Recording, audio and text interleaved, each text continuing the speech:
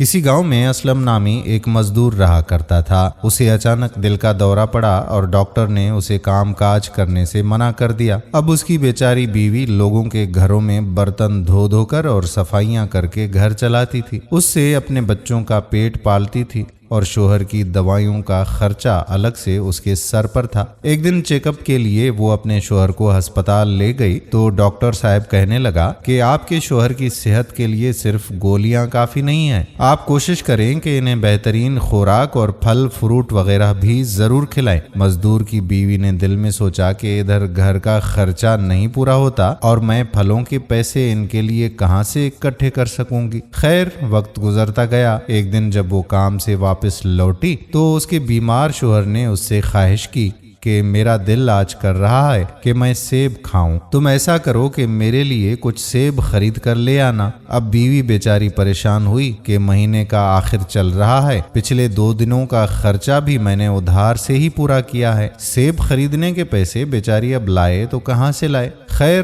وہ شوہر سے تو کچھ بھی نہ بولی کیونکہ اس کی صحت کے لیے پھل بہت مفید تھے۔ وہ گھر سے نکلی اور پڑوس سے پیسے ادھار لے کر بازار سیب خریدنے کے لیے چلی گئی۔ وہ ایک سیب فروش کی ریڑھی کے سامنے رکی اور اس سے قیمت دریافت کی تو اس نے قیمت بتائی کہ اچھے اور تازہ پھلوں کی قیمت 100 روپے کلو ہے۔ مزدور کی بیوی نے کہا کہ بھائی مجھے 2 کلو تازہ سیب دے دیں، مریض کے لیے لے جانے ہیں تو اس لیے اچھے سیب نکال کر دیجیے گا۔ پھل فروش اس پر مہربان ہوتے ہوئے بولا، باجی آپ اپنے ہاتھوں سے چن لیں۔ اس نے ایک ایک کر کے اچھے اچھے سیب ترازو میں ڈالے اور پیسے ادا کر کے گھر کی طرف روانہ ہو گئی۔ گھر میں پہنچی تو بچے بھی بڑے خوش ہوئے کہ آج وہ بھی سیب کھائیں گے۔ جب اس نے سیب کا تھیلا کھولا تو وہ حیران رہ گئی کہ سارے کے سارے تازہ سیبوں کی جگہ پہ باسی سیب تھے۔ اسے سمجھ نہیں آ رہا تھا کہ کیا ہوا۔ پھر دفعتاً اسے خیال آیا کہ پھل فروش نے اس کی سادگی کا ناجائز فائدہ اٹھا کر تازہ سیبوں کا تھیلا گلے سڑے سیبوں سے بدل دیا ہے۔ وہ جو پورے راستے میں سیب والے کے لیے دعائیں دیتی آئی تھی، اب اس کے دل سے اس کے لیے